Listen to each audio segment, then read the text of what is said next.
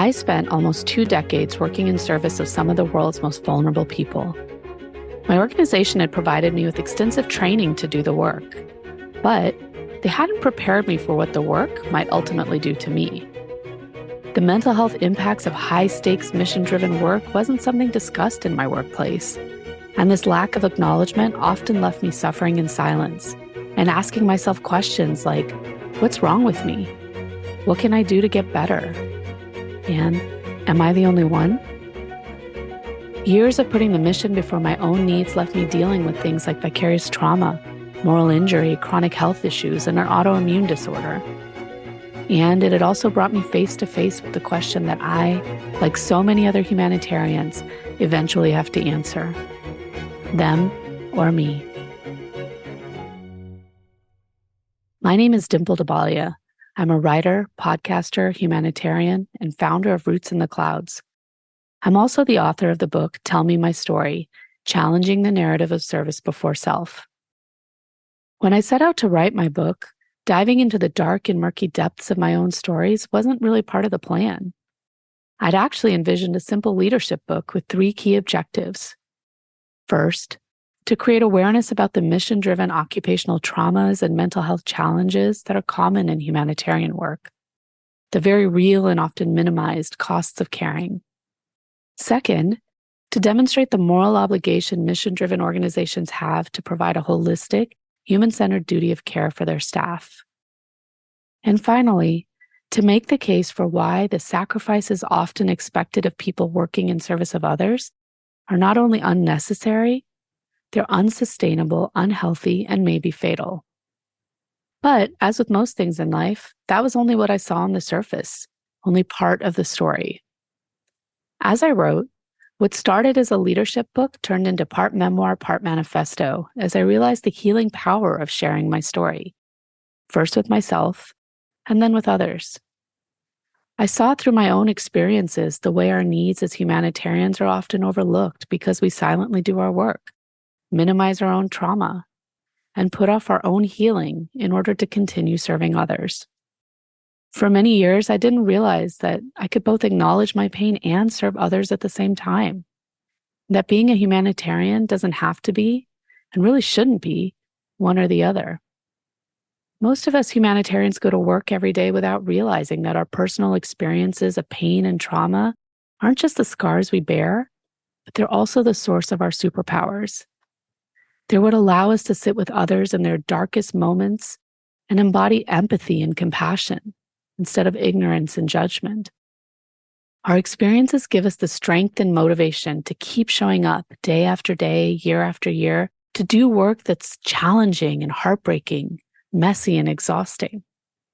And what I've learned through experience is that with mindful awareness, compassion, self-care, and rest, doesn't have to be permanently destructive. That we can feel gratitude and learn to recognize those little moments of joy and awe that ultimately become flickers of hope, even in the midst of darkness.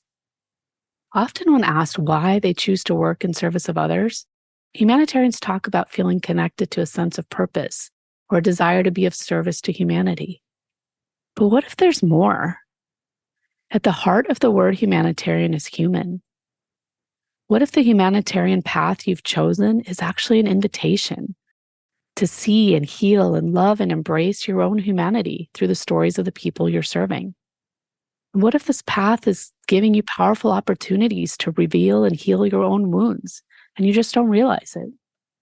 And what if this healing could happen at both the individual and organizational levels?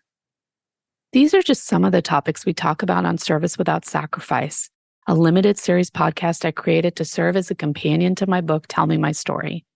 I wanted to provide you with different perspectives on hope, healing, and human-centered leadership. And I found that the meaningful and heartfelt conversations I had with some really phenomenal leaders from across the humanitarian sector added some depth to the concepts that I discuss in the book. I'm so grateful to be able to share these conversations with you in the coming weeks, and my hope is that they give you greater insight into your own stories and opportunities for healing. Over the course of the podcast, you'll hear discussions about things like how othering and belonging influence our personal and professional choices, and about the steps that many of the experts I spoke with have taken to rewrite their own narratives around service before self. There are also some moving accounts of the grief that often accompanies humanitarian work and how pausing in reverence to it can actually be part of our practice of activism. We talk a lot about what it means to create brave spaces and how sharing our stories has helped many of us move through our own pain, shame, and isolation to get to the connection, empathy, gratitude, and joy that exists just on the other side of healing. This list doesn't even begin to cover the rich variety of topics we covered. But what I can say is this: not only will these conversations provide perspective, but they'll leave you feeling hopeful and energized. I also want to share that during the initial run of this podcast, every Thursday leading up to the book launch, I'll be hosting a live virtual story healing circle on Zoom to talk about that week's episode and corresponding section of the book. These interactive sessions will be brave spaces of reflection and discussion and will include the opportunity to ask me anything about the book and my stories. So if you're interested in joining me in community with others, all you have to do is pre-order the book and sign up to become a member of my launch team. You can find more information about this at rootsintheclouds.com/launch team, or just click on the link in the show notes. If you enjoy these conversations and find them to be valuable, please, please, please like, subscribe, and share Service Without Sacrifice with others who might benefit. It's time to change our workplace cultures and rewrite outdated narratives around service before self. But to do that, we have to get the book and the podcast in front of as many people as possible. And this, my friends, depends a lot on word of mouth. To that end, I'd be grateful if you'd consider leaving a 5-star rating and written review for the book and the podcast. The more ratings that we have, the easier it becomes for people to find us. Join me in putting the human back into humanitarian work and normalizing the practice of service without sacrifice across the humanitarian sector by pre-ordering your copy of Tell Me My Story, signing up for the launch team, and hitting the subscribe button so you don't miss a single episode.